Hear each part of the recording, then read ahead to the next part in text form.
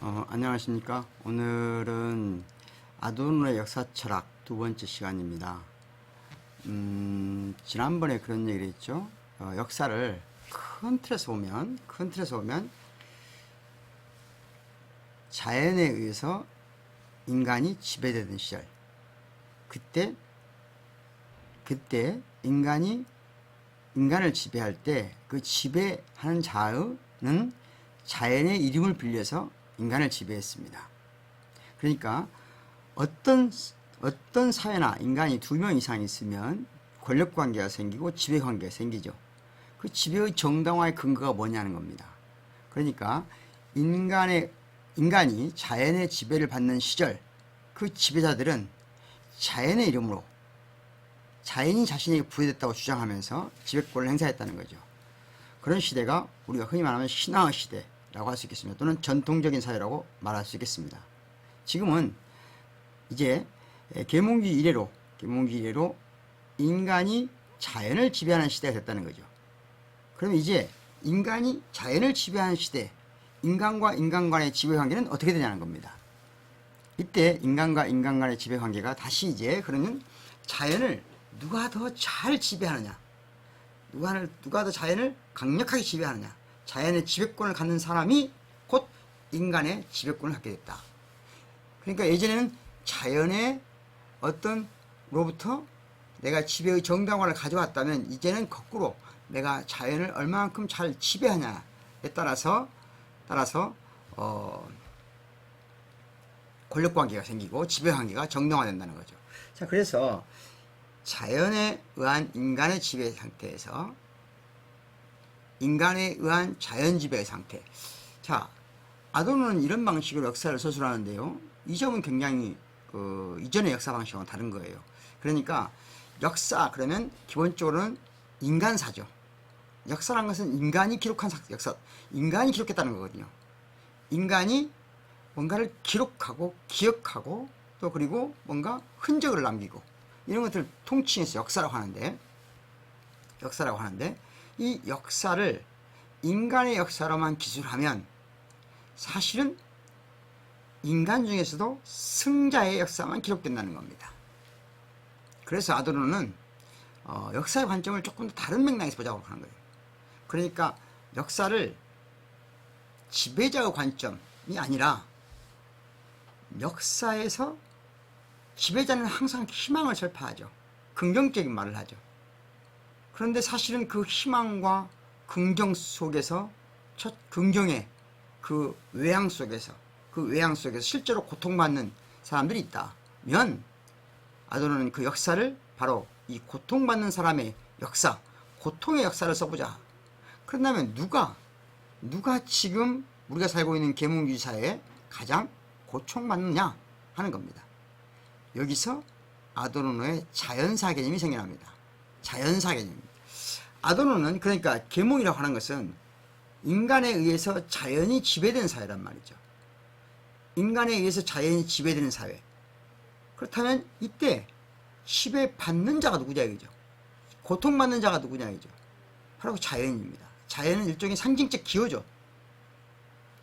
그러니까 현대 계몽주의 사회에서 고통받는 어떤 것의 상징적 기호인 자연, 그 자연의 관점에서 역사를 서술하면 어떨까 하는 제안이 아도르노의 역사철학, 즉 자연사 개념입니다. 그래서 책을 잠깐 읽어보겠습니다. 아도르노의 자연사는 자연과 역사를 변증법적 짜임관계 속에서 파악하려는 시도다. 짜임관계에 대해서는 제가 한번 강의했죠. 컨스텔레이션. 자연사는 모든 자연과 아울러 자연으로부터 설정되는 모든 것을 역사로 파악하고 또한 모든 역사를 자연으로서 파악하는 것이다. 이러기 위해 아도르노는 먼저 역사가 관계들의 짜임을 통해 매개된 것처럼 자연도 역시 매개되어 있다고 말한다.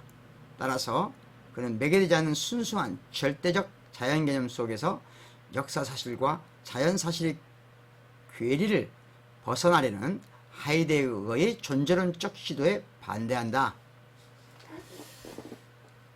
아도론에 따르면 절대적 제1원리로서의 자연, 즉 자체의 매개에 대해 단연코 직접적인 것으로서의 자연에 대한 물음은 자연과 역사의 안티테제로 인한 고통을 간과하는 기만적 술책이다.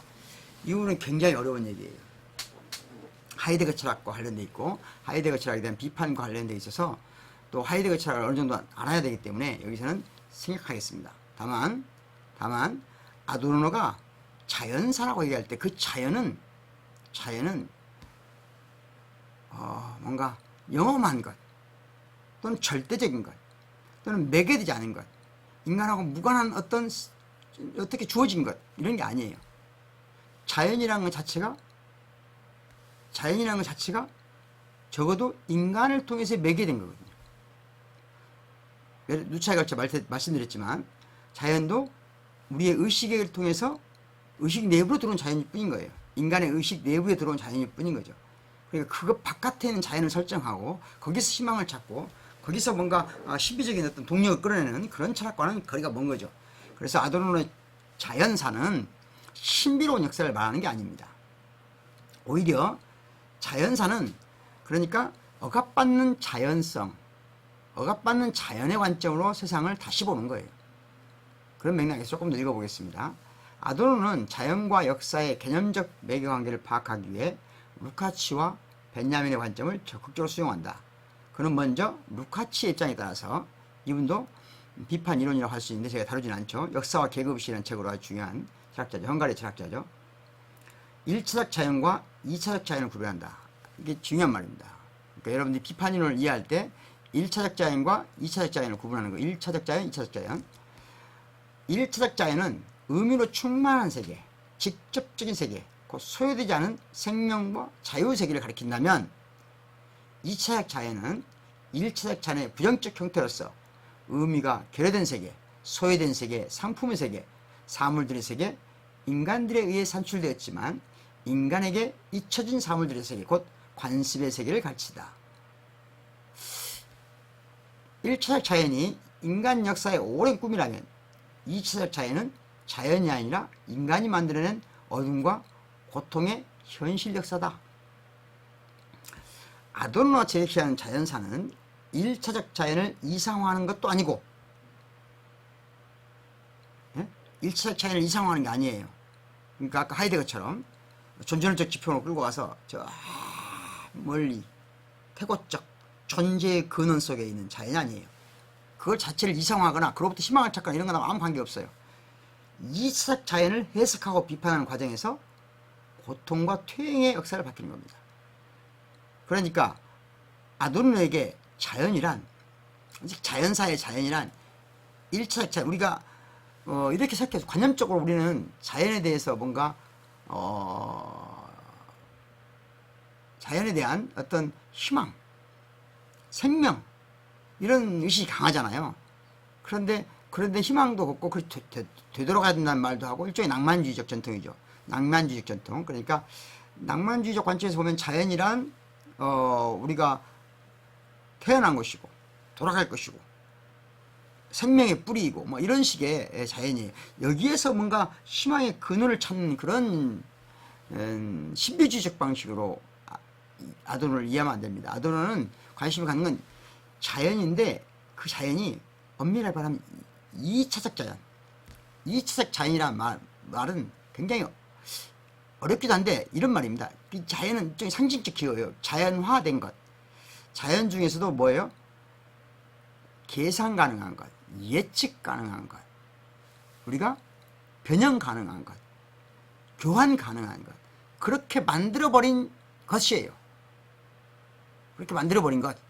우리가 인과율의 법칙에 의해서 움직인다고 가정하고 자연을 마치 그런 것으로 만들어버린, 인간이 만들어버린 세계, 그게 제2의 자연이고 그 이 제2 자연에 대한 아픔과 고통, 퇴행의 역사를 살피는 것이다.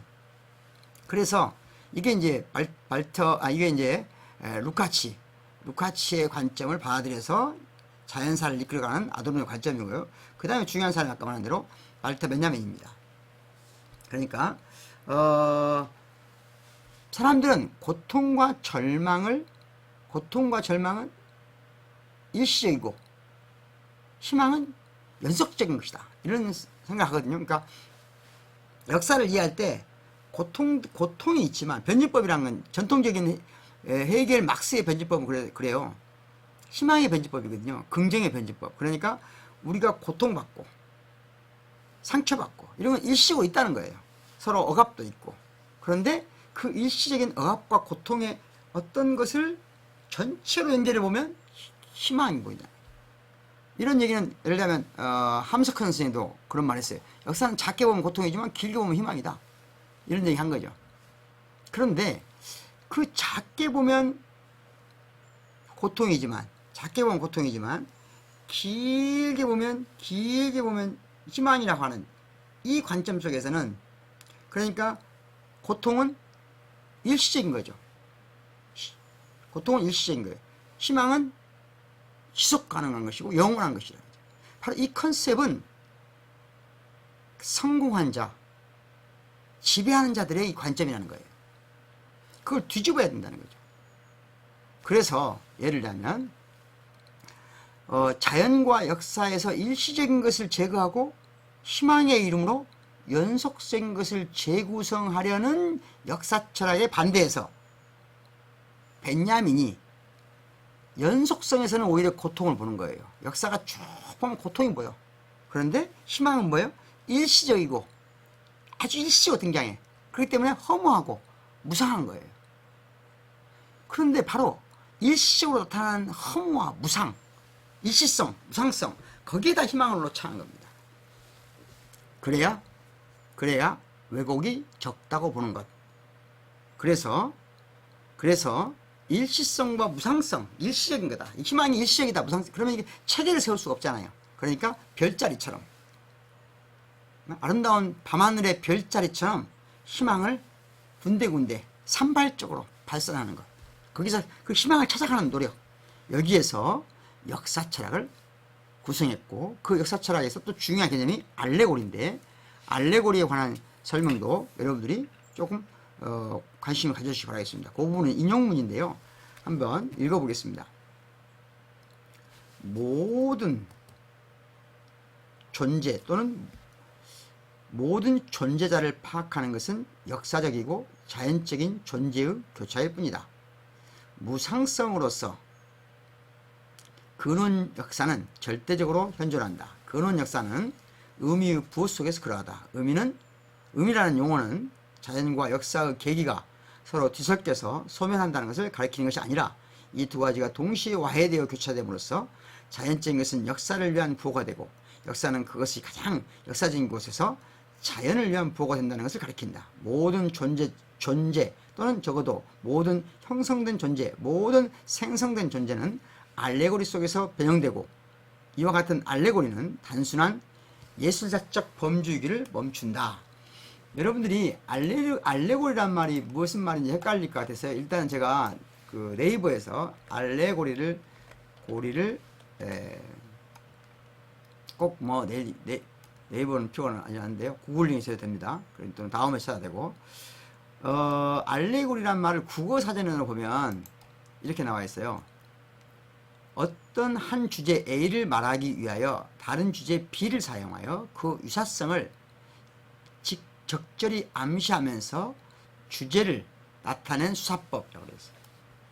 은유법과 유사한 표현 기교라고 할 수 있는데, 은유법이 하나의 단어나 하나의 문장과 같은 작은 단위에서 구사되는 표현 기교인 반면, 알레고리는 이야기 전체가 하나의 총체적인 은유법으로 관찰되어 있다는 차이점이다. 그럼 알레고리는 지금 이 국어사전 쪽으로 보면 알레고리란 은유의 덩어리인 거죠. 은유의 덩어리. 이해되시죠? 이걸 약간 조금 더 따지고 들어가 보면, 알레고리란 말은 원래 무언가 다른 것을 말하기를 뜻했거든요. 그러니까 그리스어로 알레고리아란 말은 무언가 다른 것을 말하기, 이 말 속에, 그러니까 뭔가 이제는 무슨 말은 뭔가 다른 것을 말하기가 아니라 다른 것으로 말하기가 된 거죠. 아주 쉽게 알레고리를 그렇게 이해할 수 있는데요. 베냐민한테 알레고리란, 즉 알레고리적 비평이라고 하는 것은 어떤 걸 체계적인 구성, 아까 짜임 관계와 연관된 말이에요. 그러니까 어떤 것을 역사를 관찰할 때, 자, 저희가 5.18을 관찰해요. 그럼 5.18에 대해서 막 체계적으로 어디 문헌에 나와 있는 것들 쭉 체계적으로 정리하고 이런 것도 중요하지만 역사는 대부분 온전한 형태에 남아있지 않은 경우가 많잖아요. 일종의 폐허 속에 나딘구는 어떤 파편처럼 조각처럼 끊겨지고 분리된 채로 나뒹구고 있잖아요. 그것을 모아서 재구성하는 것을 알레고리적 역사관이라고 할 수 있습니다. 그래서 알레고리는 추상적 개념을 구체적 대상을 통해 감각적으로 표현하는 예술의 형식을 가리키는데, 구체적 대상은 다양한 의미를 가질 수 있습니다. 동일한 사물이 삶과 죽음, 선과 악의 의미를 동시에 가질 수 있기 때문입니다. 그래서 알레고리란 표현의 의미는 자의적이고 일관성이 없다고 말할 수 있어요. 아까 말한 대로 은유란 게 자의적이고 일관성이 없다고 할 수 있잖아요. 그 은유의 덩어리라고 생각해봐요. 그러면 더 그럴 수 있다고 볼 수 있겠죠.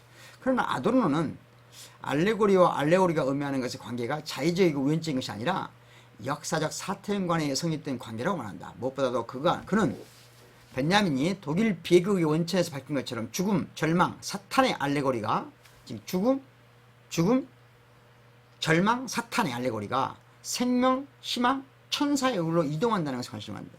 재밌죠? 알레고리는 다르게 말한 거예요.